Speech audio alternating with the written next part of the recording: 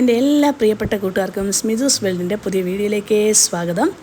Breakfast സീരീസിൻ്റെ 7ാമത്തെ റെസിപ്പിയാണ് ഞാനിന്ന് share ചെയ്യാൻ പോകുന്നത്. ഇത് ബ്രേക്ക്ഫാസ്റ്റായിട്ടും സ്നാക്സായിട്ടും ഒക്കെ കഴിക്കാൻ പറ്റിയ വളരെ നല്ല ടേസ്റ്റി ആയിട്ടും നല്ല ഹെൽത്തി ആയിട്ടുമുള്ള ഒരു റെസിപ്പി തന്നെയാണ്. ഇതിനെ കാണ്ഡ്വി അല്ലെങ്കിൽ ഖാൻഡവി എന്നും പറയാം.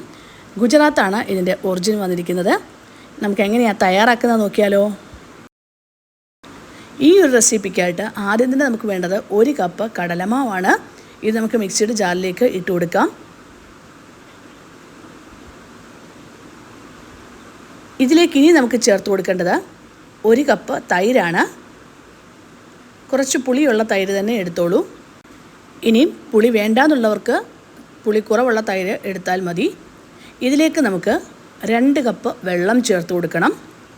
അപ്പോൾ 1 കപ്പ് കടലമാവിന് 1 കപ്പ് തൈര്, 2 കപ്പ് വെള്ളം, ഈ ഒരു അനുപാതത്തിലാണ് ചേർത്ത് കൊടുക്കുന്നത്. എന്നിട്ട് നമുക്ക് ആവശ്യത്തിന് ഉപ്പ് ചേർത്ത് കൊടുക്കാം. അതിനോടൊപ്പം തന്നെ 1 നുള്ള് കായവും 1/4 ടീസ്പൂൺ മഞ്ഞൾപ്പൊടിയും കൂടെ ഞാൻ ചേർത്ത് കൊടുത്തിട്ടുണ്ട്. എന്നിട്ട് നമുക്ക് നന്നായിട്ടൊന്ന് അരച്ചെടുക്കാം. കണ്ടോ, മാവ് ഒട്ടും കട്ടിയില്ലാതെ തന്നെയാണ് ഇരിക്കുന്നത്. ഈ ഒരു രീതിക്ക് വേണം മാവ് ഇരിക്കാൻ.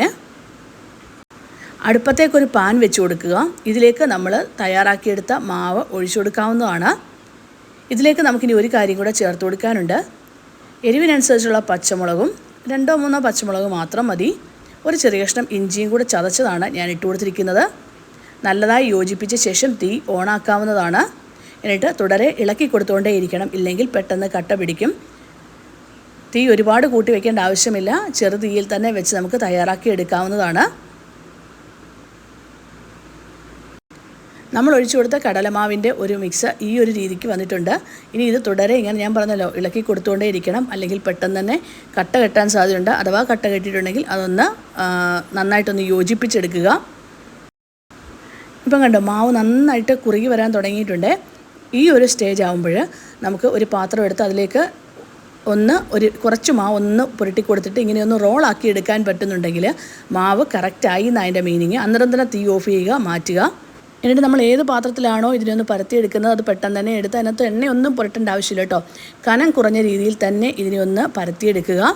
കനം കുറച്ച് തന്നെ പരത്തിയെടുക്കണേ, അത് പ്രത്യേകം ശ്രദ്ധിക്കണം. ഇപ്പോൾ ഞാൻ ആവശ്യത്തിന് പാത്രം എടുത്തു. അതിലേക്ക് ഞാൻ കടലമാവ് നല്ല കട്ടി കുറച്ച് തന്നെ പരത്തി കൊടുത്തിട്ടുണ്ട്. ഒരു 5 മിനിറ്റ് ആകുമ്പോൾ തന്നെ ഇത് നമുക്ക് റോളാക്കി എടുക്കാൻ പറ്റും കേട്ടോ. കട്ട് ചെയ്ത് അതിൻ്റെ നടുക്കൂടെ കട്ട് ചെയ്തെടുക്കുക. ഞാനിപ്പം ഇതൊന്ന് കട്ട് ചെയ്തെടുക്കുവാണേ. നമുക്ക് ഇഷ്ടമുള്ള ഷേപ്പിൽ കട്ട് ചെയ്തെടുക്കാവുന്നതാണ്. നീളം കുറച്ച് വേണമെങ്കിൽ അങ്ങനെ കട്ട് ചെയ്തെടുക്കാം, നീളം കൂട്ടി വേണമെങ്കിൽ അങ്ങനെ ചെയ്തെടുക്കാം. എന്നിട്ട് ഇതൊന്ന് റോളാക്കി എടുക്കുക.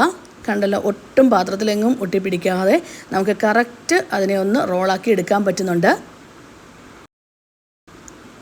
എല്ലാം ഇങ്ങനെ തന്നെ നമുക്കൊന്ന് ഉരുട്ടിയെടുക്കാവുന്നതാണ്. എന്നിട്ട് ഞാനതൊരു പാത്രത്തിലേക്ക് മാറ്റിയിട്ടുണ്ട്. കണ്ടല്ലോ, ഇനിയും ഇതിന് മുകളിലേക്ക് നമുക്ക് ഒന്ന് താളിച്ചൊഴിക്കണം. എണ്ണയിൽ കടുക്, കറിവേപ്പില, വറ്റൽമുളക്, വെളുത്ത എള്ള അല്ലെങ്കിൽ കറുത്ത എള്ള ഏതാണെന്ന് വെച്ചാൽ നിങ്ങൾക്ക് എടുക്കാവുന്നതാണ്. നന്നായിട്ടൊന്ന് വറുത്ത് ഇതിലേക്ക് ഒഴിച്ചു കൊടുക്കാവുന്നതാണ്. മുകളിലേക്ക് കുറച്ച് തേങ്ങയും കൂടെ നമുക്ക് ഇട്ട് കൊടുക്കണം. തേങ്ങ ചേർക്കണമെന്ന് നിർബന്ധമില്ല, വേണമെങ്കിൽ മാത്രം തേങ്ങ ചേർത്ത് കൊടുത്താൽ മതി. നല്ലൊരു പ്രത്യേക ഫ്ലേവർ തന്നെയാണ്. ഇനി മല്ലിയില വേണ്ടവർക്ക് അതും ഉപയോഗിക്കാവുന്നതാണ്. അങ്ങനെ വളരെ ടേസ്റ്റി ആയിട്ടുള്ള നല്ല പെർഫെക്റ്റ് റെസിപ്പി ആയിട്ടുള്ള സോഫ്റ്റ് ആയിട്ടുള്ള കാണ്ഡ്വി റെസിപ്പി തയ്യാറായിട്ടുണ്ട്. തീർച്ചയായും ഒന്ന് തയ്യാറാക്കി നോക്കണം. നമുക്ക് അവധി കിട്ടുന്ന ദിവസങ്ങളിലൊക്കെ തയ്യാറാക്കി നോക്കാൻ പറ്റിയ നല്ലൊരു ബ്രേക്ക്ഫാസ്റ്റിൻ്റെ റെസിപ്പി തന്നെയാണ്. 4 മണിക്കും ഇത് കഴിക്കാവുന്നതാണ്. ഇതിന് മുകളിലേക്ക് ഈ ഒരു താളിപ്പൊക്കെ ഒഴിക്കുമ്പോൾ ഒരു പ്രത്യേക ടേസ്റ്റ് തന്നെയാണ്. ഇതിനൊരു സൈഡ് ഡിഷായിട്ട് നമ്മൾ തയ്യാറാക്കി എടുക്കുന്ന ചട്നി ആട്ടോ, ഗ്രീൻ ചട്നി തയ്യാറാക്കി എടുക്കാം. ഇനിയും ഇതിന് പ്രത്യേകിച്ച് സൈഡ് ഡിഷ് ഒന്നും വേണ്ടാന്നുണ്ടെങ്കിൽ അങ്ങനെയും കഴിക്കാം കേട്ടോ. കാരണം നമ്മൾ തേങ്ങയും ഒക്കെ ഇട്ടിട്ടുകൊണ്ട് തന്നെ ഒരു പ്രത്യേക ടേസ്റ്റ് തന്നെയാണ്. തീർച്ചയായും ഈ ഒരു റെസിപ്പി ഒന്ന് തയ്യാറാക്കി നോക്കിക്കോളൂ. വല്ലപ്പോഴുമെങ്കിലും ബ്രേക്ക്ഫാസ്റ്റായിട്ടോ സ്നാക്സായിട്ടോ ഒക്കെ നമുക്ക് തയ്യാറാക്കി നോക്കാം. ഇത് വളരെ ടേസ്റ്റിയാണ്. ഇഷ്ടമായെങ്കിൽ ഒന്ന് ലൈക്ക് ചെയ്യാനും ഷെയർ ചെയ്യാനും സബ്സ്ക്രൈബ് ചെയ്യാനും കമൻറ്റ് ബോക്സിൽ കമൻറ്റ് ചെയ്യാനും മറക്കല്ലേ. Thank you for watching.